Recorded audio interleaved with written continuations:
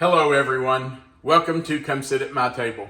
We're Tom and Melissa, and we sure are happy to have you here. Today's Sunday, so you know we're doing a Sunday subscriber recipe. If you're new here, what that means is that Melissa and I are going to make a recipe today that was sent to us from one of our subscribers, and it's a recipe that I've never made before. Today's recipe comes from Linda Spencer in Alton, Maine. Now, this recipe seems really easy. It's got very few ingredients. In fact, I think it's so easy, you could turn some kids loose in the kitchen and they could make it all by themselves. I've actually had this recipe since last December. I got it right around Christmas time, and I've held on to it for the last 10 months because I wanted to wait and use it during cranberry season. So now, if you're like us, you can't even find frozen cranberries in your grocery store unless we go to a bigger city like Lexington, which is about 35-40 minutes away from us. In our little town, we can't get cranberries until this time of year. September, October, November, we can usually find them. So this recipe is really good because you can use frozen cranberries or fresh cranberries. So if you live in a city that has a larger grocery store and you can get frozen cranberries year-round, you can make this anytime. Let me read a little bit of the letter that Linda sent to us along with this recipe. It says, "Dear Tom and Melissa, I'm sending you this recipe for cranberry nut bars. I've been making them for many years. My great-grandson loves these. I just made him 2 pans over Thanksgiving, one for home and one to take back to college with him." I love that story. Isn't that awesome? That's so sweet. I know. I love that she's made them for her great-grandson to take to college. That's awesome. And you know, maybe he kept them all for himself and didn't share. But maybe he did. All right, let's talk about what we're going to use to make Linda's cranberry nut bars. We're going to start with 2 whole eggs and 1 cup of sugar. Now we're going to take those 2 things and put them in our mixer and just let them beat together until the sugar starts to dissolve and the eggs have turned a pale yellow. While that's happening, we're going to melt 1/3 of a cup of butter. Now, if you're an experienced cook, please be patient with me just a minute because I want to help anybody who might be here who's a new cook. If you are new and you don't know how to figure out 1/3 of a cup of butter, let me show you what's on your stick of butter. It shows you in tablespoons how much butter you have. If you look, there are 8 tablespoons. But right under that, it should show you with these bars 1/4 of a cup, 1/2 a cup, 1/3 of a cup. And on this one, this bottom blue line says 1/3 cup. So if we come over to the end of that blue bar and cut, which is about 5.5 tablespoons, that's 1/3 of a cup, and that's what we're using today. We will melt that and add it to our eggs and sugar along with 1 cup of all-purpose flour. Now, when those 4 ingredients are combined really well, then we're going to fold in 1 1/4 cups of cranberries. Now, I've already told you I'm using frozen cranberries today, but fresh cranberries will work according to Linda's recipe. And we're going to fold in 1/2 cup of chopped walnuts. I don't think there's a reason in the world you couldn't use, say, pecans. I think it would work just fine, but Linda's recipe does specify chopped walnuts, so that's what I'm using. Now, she also says that we need to make a powdered icing and lemon juice drizzle to put on top of the bars. Like a little glaze? Like a glaze or a really thin frosting. And she doesn't tell me how much of each to use. It just says, I drizzle a little glaze made of powdered sugar and lemon juice before I cut the squares. So I'm going to start with 1 cup of powdered sugar and 1 tablespoon of lemon juice. If that's too thick for me to drizzle, I'll add just a few more drops of the lemon juice at a time until it's just barely thin enough that I can drizzle it over. I don't want it to be really thin like water and just run all over. I want to be able to drizzle it. All right. I told you, this is really simple. You could turn your kids loose and let them make these. I have taken an 8-inch square baking dish and sprayed it with nonstick spray, and I have preheated our oven to 350 degrees. You want to do that so that you're ready to go when everything's mixed together.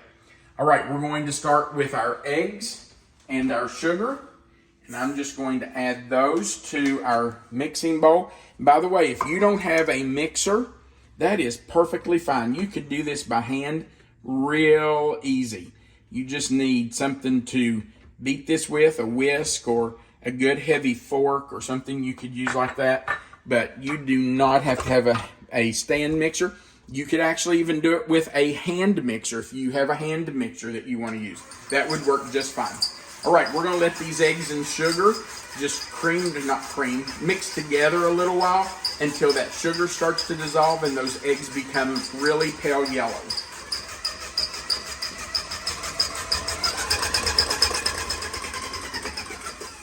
Okay, we have those mixed in really well, so I'm going to add our 1 cup of all-purpose flour and our 1/3 cup of melted butter. I'm going to scrape that out because butter is flavor. And we want all that in there. And for the lady who commented on one of our videos a couple of weeks ago and said I drove her crazy by scraping the bowls, sorry ma'am, you're just going to have to be driven crazy because I'm going to scrape bowls. It's just who I am. Okay, we're going to mix those in. And as soon as that is combined, we'll come back and fold in our cranberries and our walnuts.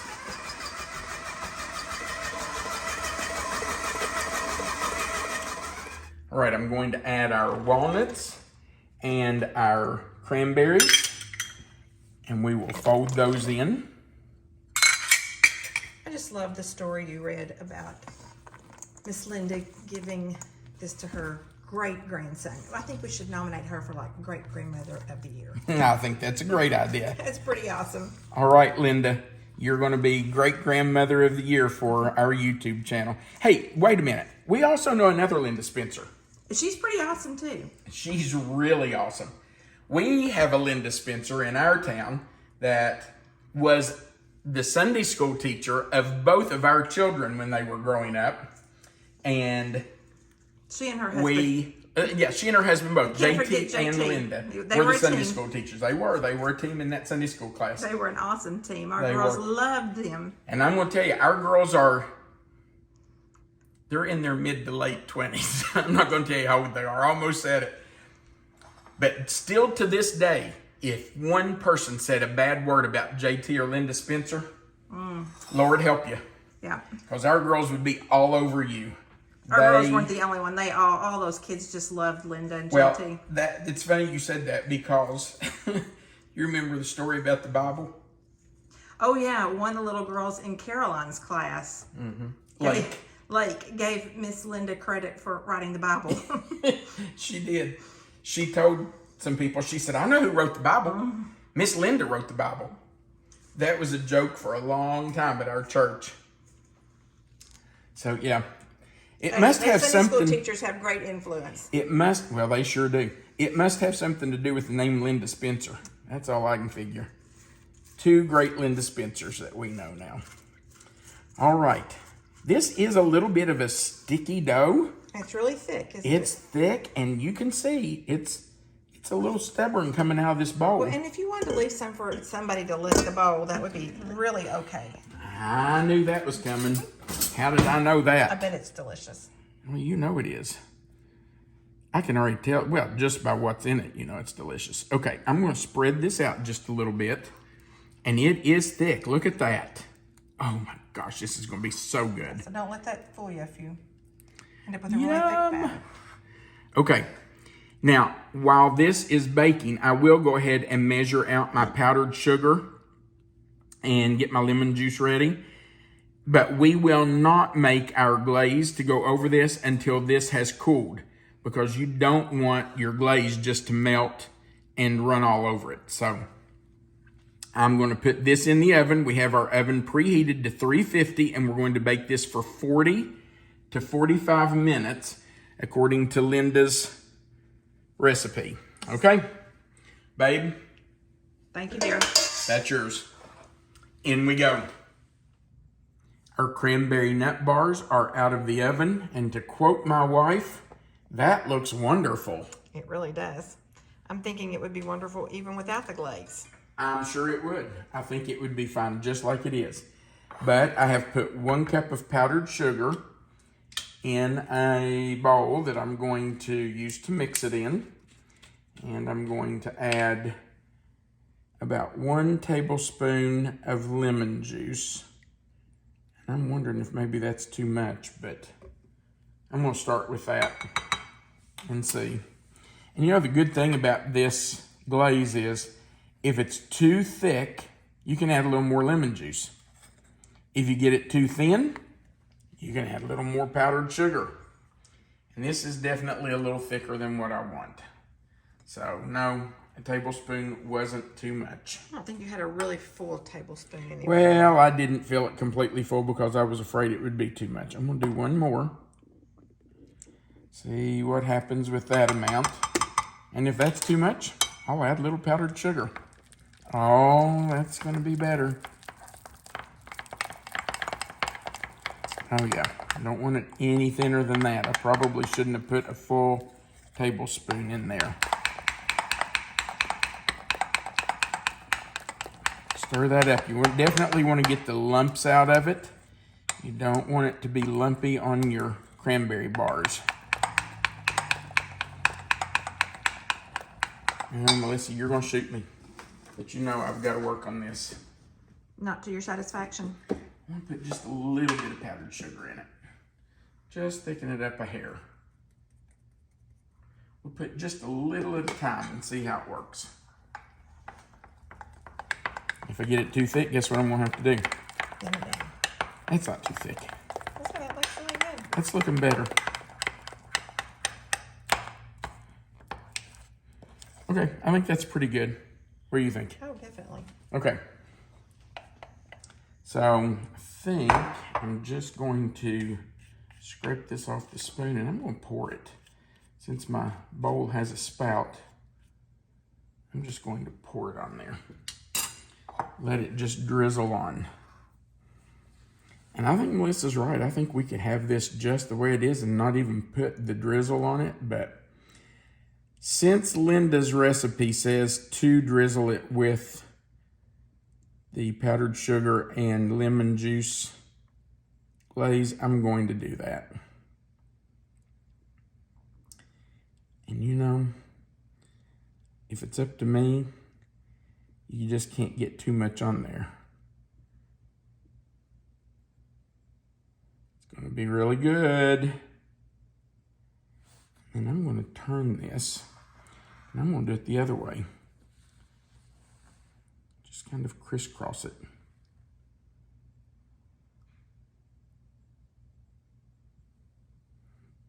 What do you think, babe? I think it looks really pretty.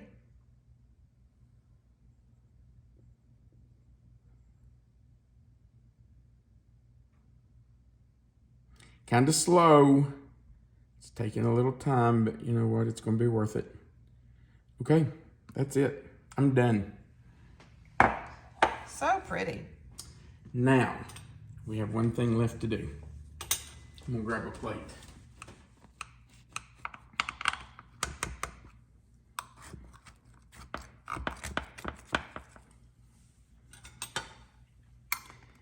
Well, I'm going to tell you, if it tastes as good as it looks and smells, we have a winner. I just like cranberry. We both do, don't we? Yeah, I really like it. All right. Grab a little fork here.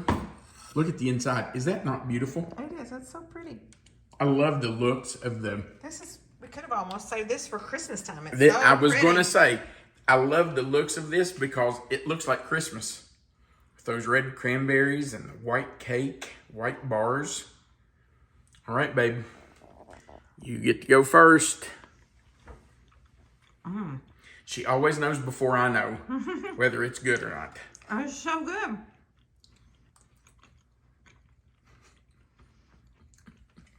The sweetness of the glaze really helps with that sour of the cranberry. Oh my goodness.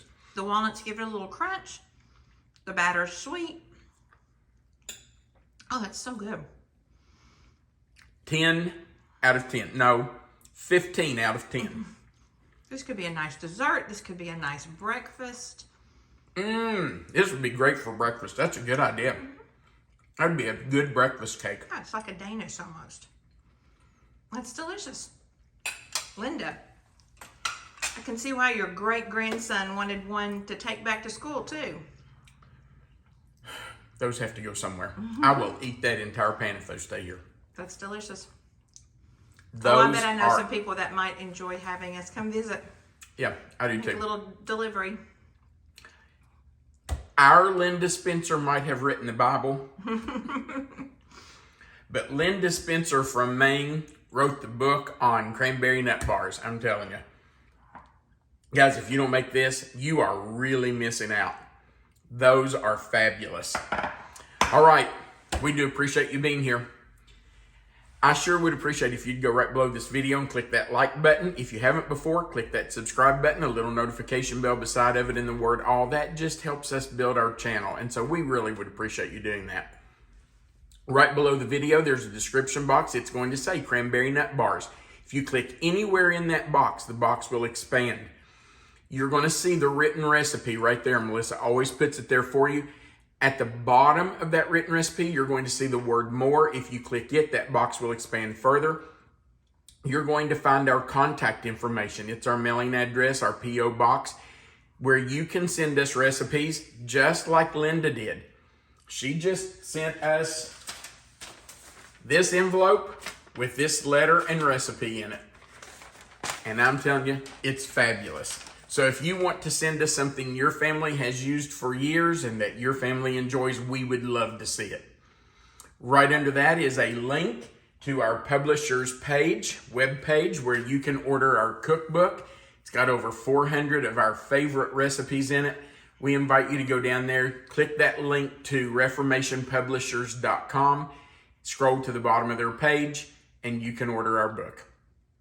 At the very bottom of the page, there's a place for you to leave a comment. We love hearing from you.